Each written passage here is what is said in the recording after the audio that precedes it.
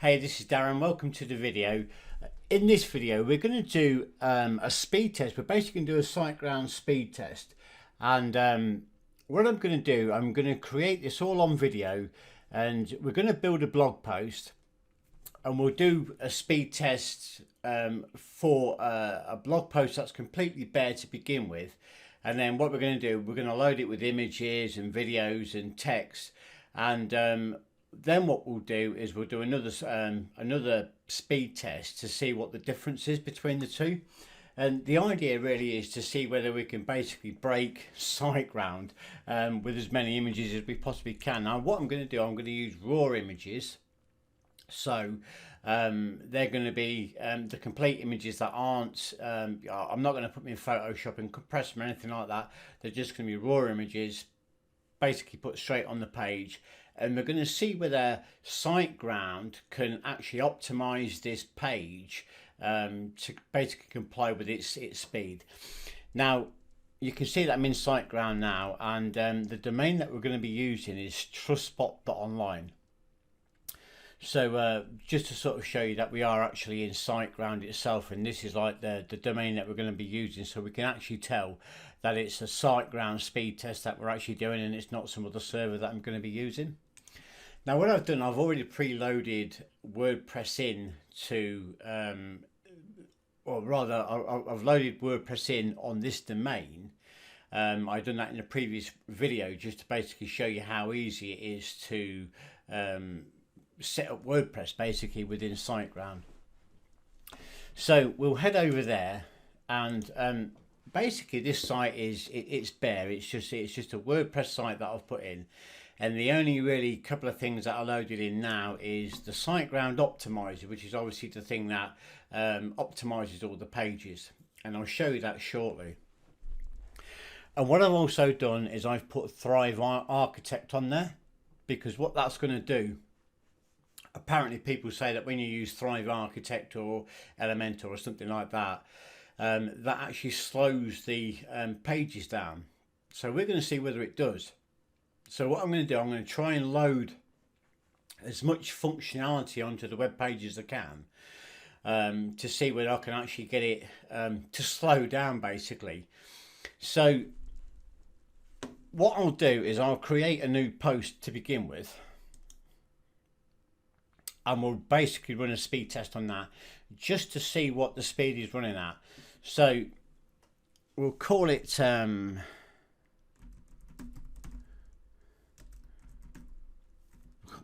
breaking test to see whether we can break it or not, and we'll click publish. So this is just a bare page. There's absolutely nothing on it at this moment in time. And we will take that and we'll do a page test with it just to see what it comes back as. So again, basically all I'm doing, I'm using the WordPress 2020 theme that comes preloaded in WordPress itself.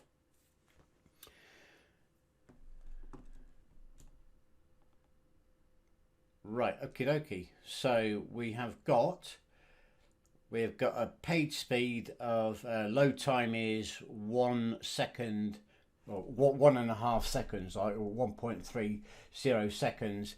The page size itself is 87 kilobytes at the moment, and that's a performance grade of 85, and that was on the North America, USA, Washington DC servers. Obviously I'm in the UK, so it's like a long way away. So what we'll do is we'll leave it at that, because I mean that's going to give us like a really good starting point to see when we load as much on this web page as we can, basically to see what the page speed will be once it's all optimized. Now the idea is we need to get it to like 3 seconds or below basically, because anything over 3 seconds, apparently according to Google, people basically bounce. You know, people can't wait any longer than 3 seconds for the page to load. So what I'll do now is I'll go back in. What I'm going to do, I'm going to edit this with Thrive Architect and obviously build build like a massive heavily laden blog post with images and text and everything else like that, to basically see whether we can break it or not, see what happens. So what we'll do is we will load Thrive Architect in.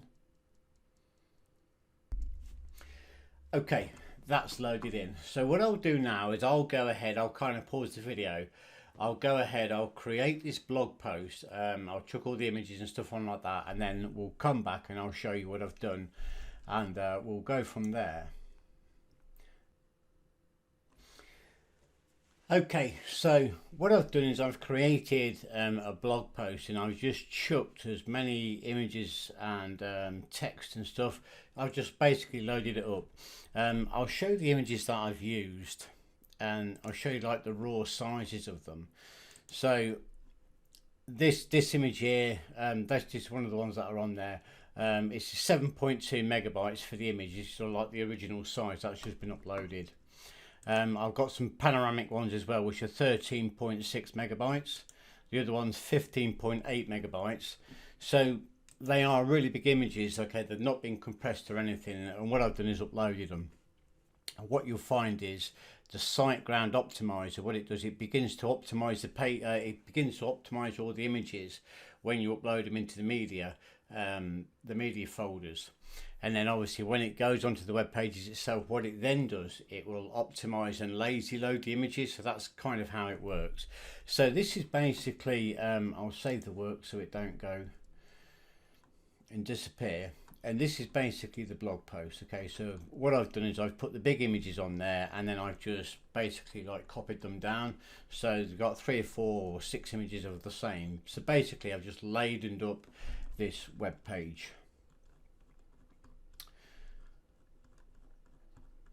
So that should now slow it right down, because I'd imagine it'd be quite a big web page. So there we can see, so there's all the images, right? So we'll save the work. What I'll do, I'll go back to the post editor, and I'll make sure that this is all loaded and saved as well. So it's all now being updated.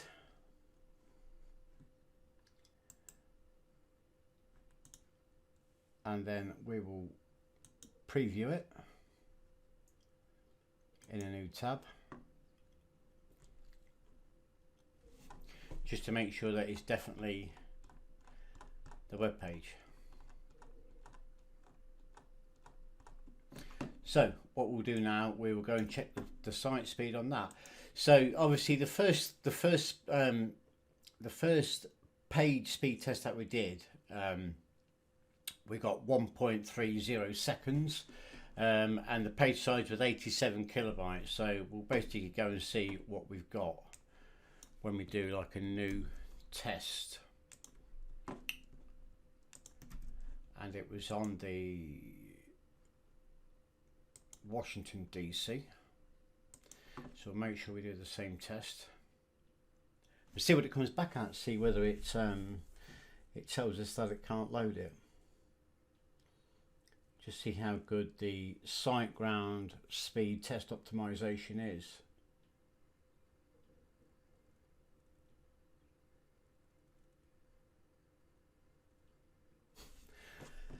There we go. That's absolutely insane. It actually loads quicker than the original one. So we've still got the performance grade of 83. The page size is now being condensed down to 467.4 kilobytes, and the load time is 1.22 seconds. And if we look at the original page speed, the page size is 87 kilobytes or 87.1 kilobytes.